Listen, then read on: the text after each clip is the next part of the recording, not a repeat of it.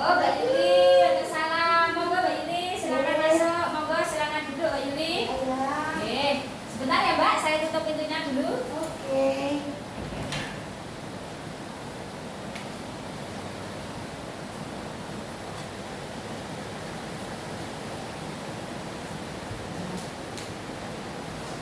Selamat siang Mbak Yuli. Selamat siang, Bes. Perkenalkan Mbak Yuli, nama saya Bunda Siswati, saya bidan di sini. Nah, di sini tujuan saya mengundang Mbak Yuli di sini adalah untuk memberikan pendidikan kesehatan ataupun konseling mengenai KDP atau kekerasan dalam pacaran. Namun sebelumnya, apakah Mbak Yuli sudah pernah mendengar atau pernah mengetahui tentang KDP ini, Mbak Yuli? Belum. Belum. Di sini seperti ini ya Mbak, kenapa mau saya jelaskan agar Mbak Yuli mengerti apa itu KDP serta nanti tujuannya agar Mbak Yuli tidak mengalami kekerasan dalam pacaran serta apabila ada keluarga ataupun saudara yang mengalami dapat memberikan solusi atau dapat memberikan masukan bagaimana cara terbaik menghadapi hal tersebut. Seperti itu, apakah Mbak Yuli bersedia? Insya Allah bersedia. Oke. Kalau seperti itu, saya mulai saja ya Mbak Yuli. Ya. KDP atau kekerasan dalam pacaran merupakan tindak kekerasan yang dilakukan oleh pasangan yang belum terikat hubungan pernikahan yang mana dapat berupa kekerasan fisik, mental, emosional, ekonomi, seksual, dan pembatasan aktivitas.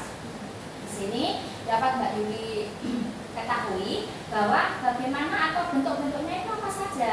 Yang pertama, untuk kekerasan fisik ini biasanya dengan menampar, memukul, menendang ataupun mencengkeram pasangannya tersebut.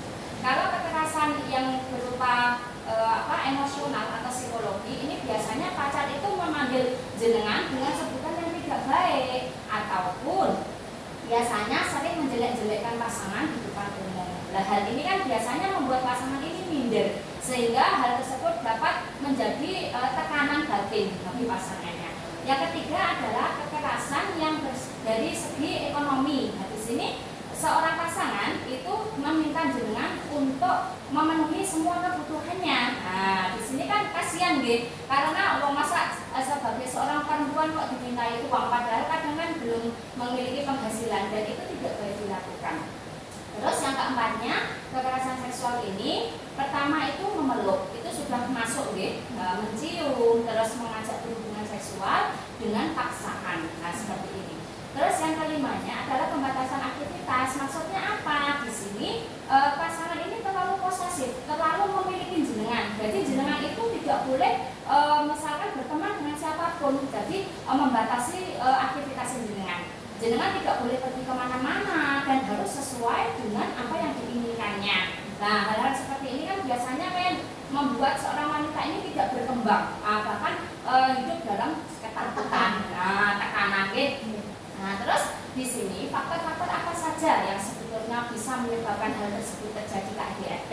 Yang pertama adalah biasanya karena pendidikan yang rendah. Nah, karena kalau pendidikan rendah itu kan pengetahuan secara umum mengenai KDRT KDP terutama kekerasan dalam pacaran ini kan belum mengerti. Jadi mereka itu menganggap biasa saja. Terus yang kedua adalah konsumsi minuman keras, narkotika dan lain sebagainya. Dan selanjutnya juga disebabkan karena pemahaman patriarki. Maksudnya apa? Patriarki ini biasanya di wilayah tersebut memandang bahwa keputusan yang diambil itu harus diambil seorang laki-laki. Jadi kita sebagai wanita itu tidak punya wewenang untuk pengambilan keputusan seperti itu, ya. Nah, di sini kenapa hal tersebut kok sering atau terjadi secara terus-menerus? Hal ini disebabkan karena yang pertama, seorang wanita ini merasa lemah. Yang kedua, dia tidak percaya diri. Maksudnya di sini, ketika dia itu kok nanti diputus pacar, dia itu takut tidak mendapatkan ganti seperti itu. Terus yang ketiga, biasanya disebabkan juga karena seorang wanita ini itu tidak berani untuk berkata tidak pada hal-hal yang kiranya tidak boleh dilakukan. Nah, serta di sini juga biasanya seorang wanita ini terlalu saking menyayangi pasangannya tanpa memperhatikan perilaku yang dilakukan oleh pasangannya. Seperti itu, ya, Mbak Yuli. Nah, di sini dampak apa saja yang bisa ditimbulkan dari hal tersebut? Yang pertama adalah dampak fisik. Dampak fisik karena tadi kan dipukul dipukul itu kan juga ada memar. Biasanya juga ada mungkin patah tulang karena dorongan yang terlalu keras, serta yang ketiga bisa cacat permanen. Maksudnya apa? Kekerasan itu kan biasanya kalau mencengkram terlalu kan bisa patah juga. Biasanya kan sulit untuk kembali atau mungkin dibenturkan ke tembok. Biasanya kan ada pembekuan darah dan lain sebagainya. Nah, hal tersebutlah yang nanti dikhawatirkan. Terus yang kedua adalah dampak secara psikis atau emosional. Di sini biasanya seorang wanita ketika mendapatkan kekerasan itu dia dalam bayang-bayang ancaman atau bayang-bayang kekerasan dari pasangan. Dia menjadi tidak percaya diri, menjadi tidak berguna, merasa dirinya itu tidak ada artinya, serta dia juga sulit untuk mempercayai orang lain seperti itu. Nah, di sini saya sebagai tenaga kesehatan melihat dampak-dampak seperti itu serta KDP atau kekerasan dalam pacaran yang bisa saya lakukan biasanya ini ya, Mbak Yuli. Yang pertama adalah memotivasi seperti jenengan atau teman-temannya itu untuk berani berkata tidak pada hal yang tidak boleh dilakukan dalam berpacaran. Misal tadi bentuk-bentuk kekerasan jenengan harus berani menolak, tidak mau harus berani. Yang kedua itu memunculkan rasa percaya diri. Nah, ketika jenengan itu misal pasangannya kok jahat dia kali jenengan, nah itu diputus tidak apa-apa, kan berarti dia tidak sayang pada jenengan. Nah itu tidak apa-apa, pasti gantinya lebih baik. Terus yang ketiganya biasanya kalau seumpamanya ada kasus seperti itu, biasanya kita sebagai tenaga kesehatan itu mendampingi sehingga mereka itu keluar dari bayang-bayang kekerasan, bisa untuk meningkatkan percaya diri lagi ya seperti itu Mbak Yuli.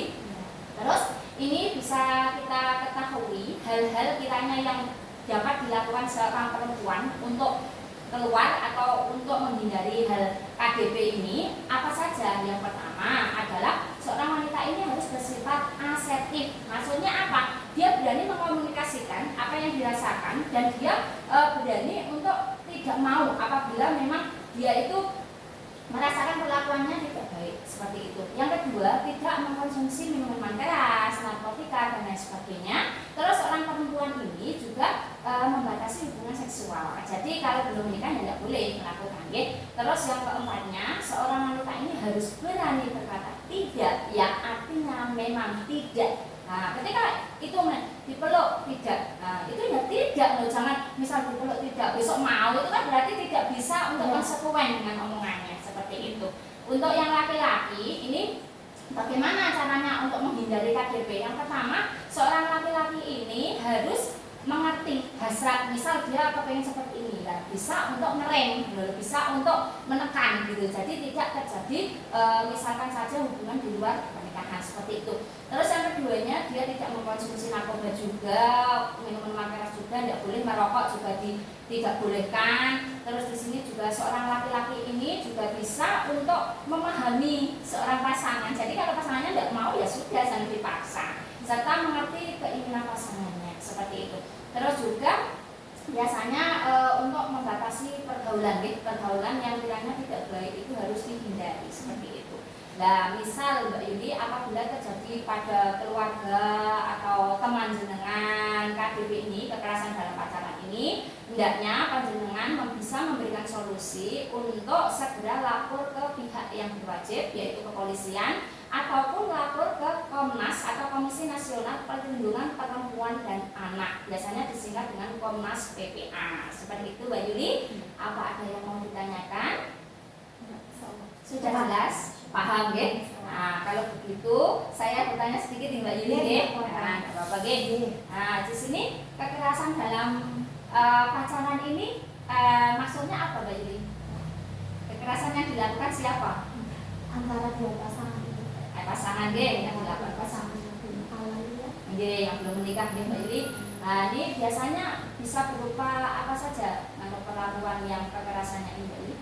Pukulan, informasi itu ya. Betul. Sama ajak hubungan dengan paksaan misal dimintai uang terus-menerus termasuk juga. Termasuk. Betul. Termasuk posesif terlalu memiliki itu juga termasuk. Berarti kalau besok ada saudara atau teman yang mengalami hal tersebut, lapor kemana Mbak Yuli? Badan yang berwajib atau Komnas Perlindungan Wanita dan Anak. Betul. Berarti Mbak Yuli sudah jelas. Jadi ini saya tulis dulu ya Mbak Yuni. Ya. Pada tanggal 2 Oktober 2022 dilakukan konseling tentang kekerasan dalam pacaran kepada Mbak Yuli umur 17 tahun, alamat Brebes. Mbak Yuli sudah mengerti dan paham tentang KDP, dilaksanakan di PNB Siswati. Pemberi konseling Siswati. Nah, begitu ya Mbak Lili. Terima kasih atas kerjasamanya. Semoga Mbak Lili tidak mengalami serta saudara-saudaranya juga terhindar dari KDP ya Mbak. Semoga kita selalu istiqomah di jalan Allah. Nah, terima kasih dan nanti hati-hati kalau pulang dan salam buat keluarga. Terima kasih Mbak Lili.